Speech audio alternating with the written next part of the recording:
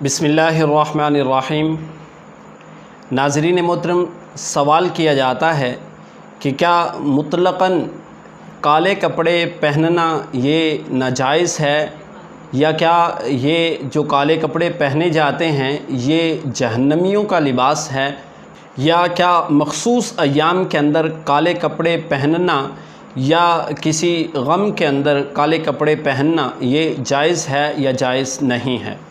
तो नाज़रीन मोहतरम, काले कपड़े जो हैं इनको पहनने के हवाले से एक बात ज़हन नशी कर लें कि काले कपड़े जो हैं ये यानी काला लिबास ये जहन्नमियों का लिबास नहीं है, और ये काला रंग जो है ये आका अलैहिस्सलातु वस्सलाम से साबित भी है। तो एक चीज़ तो ये वाज़ेह हो जाती है कि काला कपड़ा जो है काले रंग का वो पहनना या उसको ओढ़ना कोई हराम या नाजायज़ नहीं है, क्योंकि नबी मुकर्रम सल्लल्लाहु अलैहि वसल्लम से ये साबित है कि आका अलैहिस्सलातु वस्सलाम ने स्याह रंग के कपड़े जो हैं उनको ज़ेब तन फरमाया है, और हुज़ूर अकरम सल्लल्लाहु अलैहि वसल्लम को काले रंग का जो इमामा था वो बहुत ज़्यादा पसंद भी था। और एक रवायत में है कि जब नबी मुकर्रम सल्लल्लाहु अलैहि वसल्लम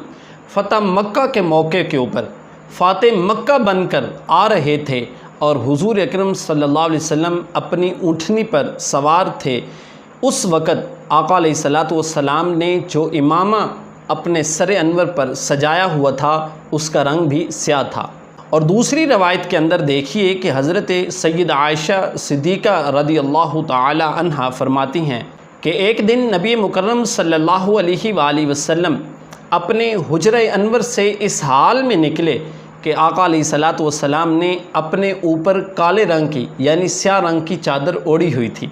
तो इससे पता चलता है कि स्याह रंग का कपड़ा पहनना नबी मुकर्रम सल्लल्लाहु अलैहि वसल्लम से साबित है। और फिर सवाल किया जाता है कि क्या ये जहन्नमियों का लिबास है?